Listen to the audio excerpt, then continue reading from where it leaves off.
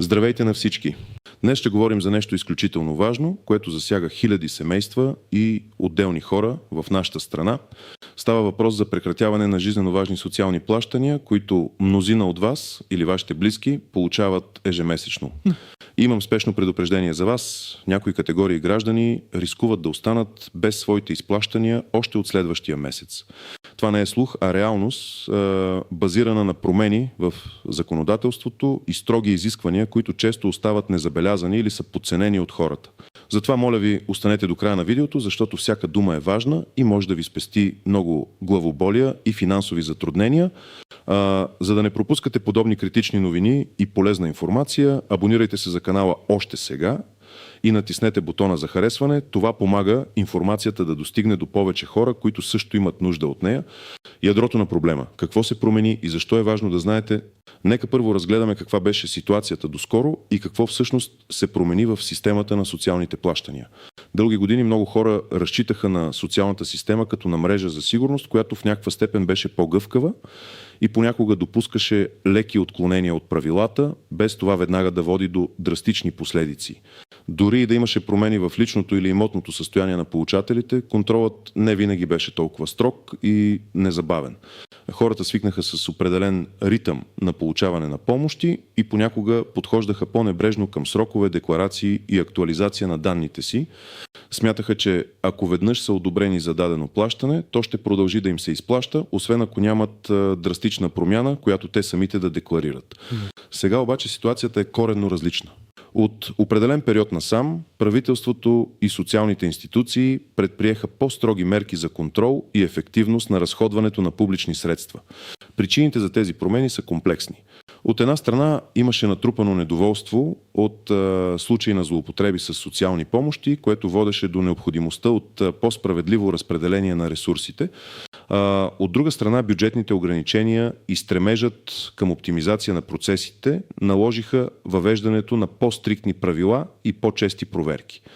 Целта е средствата да достигат до тези, които наистина имат нужда и в същото време да се стимулира активната трудова заетост, а не пасивното разчитане на държавна подкрепа. В резултат на това бяха въведени нови механизми за междуинституционален обмен на информация.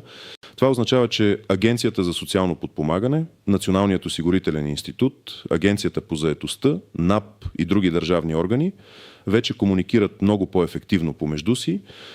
Всеки допълнителен доход, всяка промяна в статуса на заетост, всяка сделка с имот, дори и най-малката, може да бъде бързо регистрирана и да повлияе на вашето право на социални плащания. Ето защо вече не е достатъчно просто да сте подали молба преди време. Сега е абсолютно задължително да сте постоянно информирани, да следите срокове и да актуализирате всяка промяна, дори и да ви изглежда незначителна. В противен случай рискувате да останете без месечните си плащания, а в някои случаи дори да бъдете принудени да връщате неправомерно получени суми. Подробен анализ, кой трябва да се притеснява и кой не. Нека да преминем към най-важната част. Кои са тези категории хора, които са изложени на най-голям риск и кой всъщност може да бъде спокоен. Ще дам няколко конкретни примера, за да стане ясно какво точно имам предвид. Първа категория – лица, които не са подали на време декларации или са с неактуални данни. Това е може би най-широката и най-често срещана причина за спиране на плащания. Независимо дали става въпрос за социална помощ, целева помощ за отопление, детски надбавки или други видове подкрепа, всички те изискват периодична актуализация на информацията или подаване на нови декларации. Пример едно – Гежа Петрова, 62 годишна, която получава месечна социална пенсия за стаж и възраст, допълнена с минимална социална пенсия за инвалидност, разчита на тези средства за покриване на основните си нужди. Тя живее сама и няма други доходи. През миналата година е наследила малък апартамент в отдалечен град от своя починал чичо.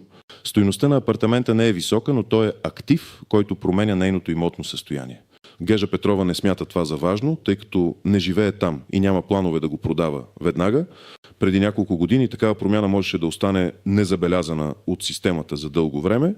Сега обаче, благодарение на електронния обмен на информация между Агенцията за социално подпомагане и Агенцията по вписванията, както и с НАП, при всяко подаване на нова декларация за доходи или дори при рутинна проверка, новите данни излизат наяве.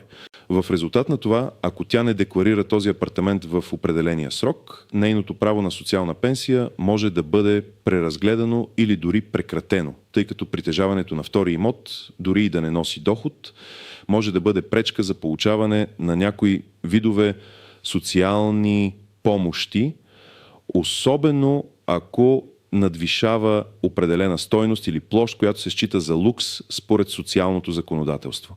Недекларирането не е незначителна грешка, а нарушение, водещо до санкции.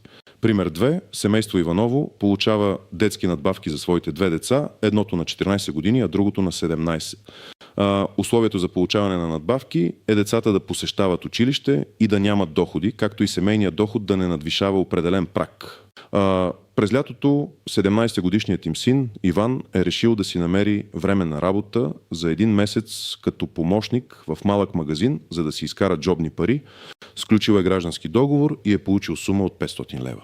Родителите му свикнали с факта, че синът им е ученик и винаги са получавали надбавки, не са счели за необходимо да декларират този временен доход. Според новите правила обаче, всеки доход на всеки член на домакинството, независимо от неговия размер и продължителност, е обект на деклариране. Дори и тази малка сума може да промени общия доход на член от семейството под установения праг. Ако това не бъде декларирано на време, надбавките могат да бъдат спрени, а семейството принудено да върне неправомерно получените суми, понякога дори с лихви. Важно е да се разбере, че неактуалните данни не са само промяна в имотното състояние или доходите, а също така и промяна в броя на членовете на домакинството. Например, дете, навършващо пълнолетие и напускащо училище, брак или развод, както и промяна на постоянен или настоящ адрес. Всички тези детайли са от значение. Втора категория – лица, които превишават праговите доходи. Социалните плащания в България са насочени предимно към хора с ниски доходи. Затова съществуват ясно дефинирани прагове на доход на член от семейството, които не трябва да бъдат надвишавани. Тези прагове се преизчисляват периодично и често са обект на промени, което изисква постоянно внимание. Пример 3. Гиен Георгиев е регистриран като безработен в бюрото по труда и получава обезщетение за безработица, което е свързано с неговия предишен трудов стаж. В допълнение към това, тъй като е в тежко финансово положение, той получава и месечна социална помощ. За да допълни доходите си, той започва да изработва ръчно изработени сувенири и да ги продава на онлайн платформа. Доходите му от тази дейност са непостоянни. Един месец може да са 100 лева, друг месец 300 лева, а трети – никакви. Той не ги декларира, защото смята, че са прекалено малки и нередовни, за да имат значение. Тук идва големият капан. Дори и тези малки доходи се сумират и могат да променят средномесечния доход на член от домакинството. В момента, в който общият доход, обезщетение за безработица плюс социална помощ, плюс доходи от сувенири, надхвърли определения праг, който е установен като процент от гарантирания минимален доход за страната, правото му на социална помощ автоматично отпада. Освен това, ако доходите от продажба на сувенири се отчитат като трудова дейност, макар и на граждански договор или като самоосигуряващ се, това може да доведе до преразглеждане и на правото му на обезщетение за безработица, тъй като той изисква активно търсене на работа, а не самостоятелна заетост, която не е декларирана. Последствието е не само спиране на помощта, но и възможност за връщане на вече получени суми. Важно е да се разбира, че праговете не са фиксирани за винаги. Те могат да се променят с решение на Министерския съвет, често в началото на всяка календарна година или при други икономически обстоятелства. Затова е ключово редовно да проверявате актуалните размери и условия. Трета категория – лица, които не спазват условията за активно търсене на работа за безработни. Обезщетенията за безработица не са безусловни. Те са свързани с ангажимент от страна на лицето, активно да търси работа и да сътрудничи с бюрото по труда. Пример 4. Гежа Стоянова е безработна и регистрирана в бюрото по труда. Тя получава обезщетение за безработица. В рамките на няколко месеца от бюрото по труда и предлагат 2 подходящи работни места, отговарящи на нейната квалификация и предишен опит. Едното като продавач-консултант, другото като администратор. Тя отказва и двете предложения, защото не й харесва работното време или смята, че заплащането е прекалено ниско. Според Закона за насърчаване на заетостта, безработно лице, което не приема предложение за работа, съответстващо на неговата квалификация, здравословно състояние образование и досегашна професионална реализация, без уважителна причина може да бъде санкционирано. При втория такъв отказ обезщетението за безработица се спира за определен период, а в някои случаи и трайно. Уважителните причини са ясно дефинирани, например здравословен проблем, грижа за болен член на семейството с медицинско удостоверение, или ако предложението е на твърде голямо разстояние от местоживеенето и няма адекватен транспорт. Не ми харесва или заплащането не е достатъчно, обикновенно не се считат за уважителни причини, ако предлаганото възнаграждение е поне равно на минималната работна заплата. Четвърта категория – лица с нерегламентиран престой или неактуален адрес. Това се отнася както за български граждани, така и за чужденци, които имат право на определени плащания. Пример 5. Ген Атанасов получава социална помощ като самотно живеещ човек с ниски доходи. Той обаче е регистриран на адрес при своя брат в малък град, но всъщност живее при приятелката си в столицата. Всяка кореспонденция от Агенцията за социално подпомагане или други институции се изпраща на официалния му адрес. Когато е изпратено писмо за явяване в агенцията за преглед на неговия случай или за предоставяне на допълнителни документи, той не го получава. Писмото се връща като непотърсено. В такава ситуация институциите имат право да спрат изплащанията, тъй като не могат да осъществят контакт с лицето и да проверят актуалността на неговите данни. Неактуалният адрес може да доведе до невъзможност за връчване на важни уведомления и в крайна сметка до спиране на помощта, тъй като се смята, че лицето не съдейства на администрацията. Кой не трябва да се притеснява? Тези, които не трябва да се притесняват, са хората, които стриктно спазват всички правила и изисквания. Това са гражданите, които редовно актуализират своите данни. При всяка промяна в доходите, имотното състояние, семейното положение, адреса или броя на членовете на домакинството, те незабавно уведомяват съответните институции, следят сроковете, но подават декларации и документи в срок без закъснения. 3. Активно сътрудничат, отговарят на покани от институциите, предоставят изискваните документи и информация. 4. Познават своите права и задължения. Информирани са за актуалното законодателство, касаещо техните плащания. Ако сте от тези хора, които са изрядни, тогава вероятността да останете без плащания е минимална. Важно е обаче да се поддържа този висок стандарт на информираност и отговорност. Изключения, подводни камъни и неочевидни нюанси. Сега нека разгледаме по-специфични аспекти, които могат да бъдат объркващи или неочевидни за много хора. Изключения от правилата. Въпреки строгите правила, съществуват и някои изключения, които са важни за знание. Хора с тежки увреждания. Често лица с определена степен на трайно намалена работоспособност или вид и степен на увреждане, особено тези над 90% или с чужда помощ, имат по-облегчен режим по отношение на някои изисквания за доход или заетост. Например, техните пенсии и добавки за инвалидност често не се включват в доходите при изчисляване на правото на други социални помощи. Въпреки това и при тях може да има изисквания за периодично преосвидетелстване или предоставяне на актуална медицинска документация.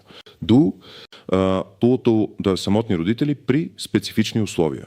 И в някои случаи самотни родители, които се грижат за деца с увреждания или за малки деца, може да ползват определени облекчения при търсенето на работа или при условията за получаване на някои видове помощи. Тези облекчения обаче са строго дефинирани в закона и не са безусловни. 3. Жертви на природни бедствия или други извънредни ситуации.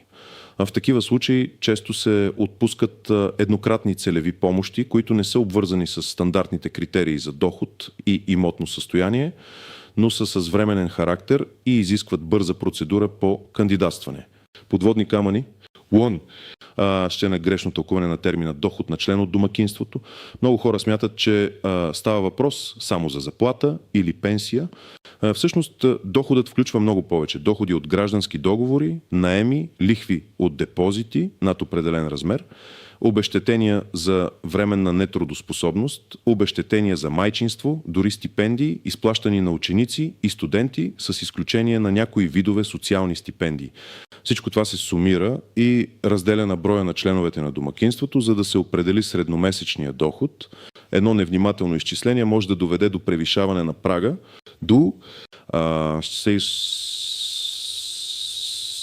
с разчитане на устаряла информация. Бънче често хората се доверяват на информация, която са чули от съседи, приятели или са прочели в стари статии в интернет. Социалното законодателство е динамично и се променя често. Това, което е било в сила преди година, може да не е актуално днес. Винаги търсете информация от официални източници. 3. Предположението, че институциите ще ви уведомят, ама това е голяма грешка, макар институциите да имат задължение да изпращат уведомления, основната отговорност за спазване на правилата и за навременната актуализация на данните е на самия получател. Ако не сте получили писмо, това не ви освобождава от отговорност. 4. Малки доходи, които изглеждат незначителни. Както показахме с примера за Ген Георгиев и сувенирите, дори и 50-100 лева допълнителен месечен доход може да промени статуса ви. Не подценявайте нито един източник на средства. Неочевидни нюанси. Сега е моментът да напишете в коментарите какво мислите по темата. Дали вие или ваш близък сте се сблъсквали с подобни проблеми. Споделете своя опит, за да можем всички да се учим един от друг. Ако това видео е било полезно за вас и смятате, че трябва да достигне до повече хора, моля, харесайте го и не забравяйте да се абонирате за канала, за да получавате винаги актуална и важна информация по въпроси, които пряко засягат вашето ежедневие и финансова сигурност. Благодаря ви за вниманието и до следващия път.